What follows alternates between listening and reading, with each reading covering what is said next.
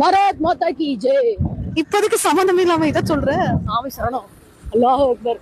தேவனே கர்த்தரே மன்னியுமையா. என்ன ஒரு கேள்வினா 1940 இருந்தே அங்க ஆடு இருக்கிற பழக்கம் இருக்கு. கிட்டத்தட்ட ஒரு 60-70 வருஷமாவே அது பண்ணிட்டு இருக்காங்க. இப்ப மட்டும் ஏன் திடீர்னு இந்த பிரச்சனை பண்றாங்க? அவங்க ஏதோ சிக்கன் தர்மலன்னு சொல்லிட்டு இருக்காங்களே. முஸ்லிம்ஸ் எல்லாம் வந்துட்டு சிக்கன் தர்மலன்னு சொல்லுவாங்க, இந்துக்கள் எல்லாம் வந்துட்டு கந்தர்மலன்னு சொல்லுவாங்க.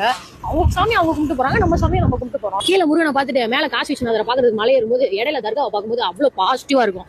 அப்பா நம்ம படிச்ச மாதிரியே தான் ரொம்ப சகோதரத்துவமா ஒற்றுமையா இருக்கு இந்த சமூகம் அப்படின்னு தோணும். தமிழ் கடவுள் முருகன் சொல்றாங்களே, அந்த தமிழ் கடவுள் முருகன் முன்னாடி அனைத்து சாதியினரும் அர்ச்சகர் ஆகலாம்னு யாரும் போராடல, தமிழ்ல தான் அர்ச்சனை பண்ணணும்னு யாருமே போராடல. அப்படிப்பட்ட தமிழ் கடவுள் முருகன் முன்னாடி பாரத் மாதா கி ஜெய்ன்னு எல்லாருமே சொல்றாங்களே.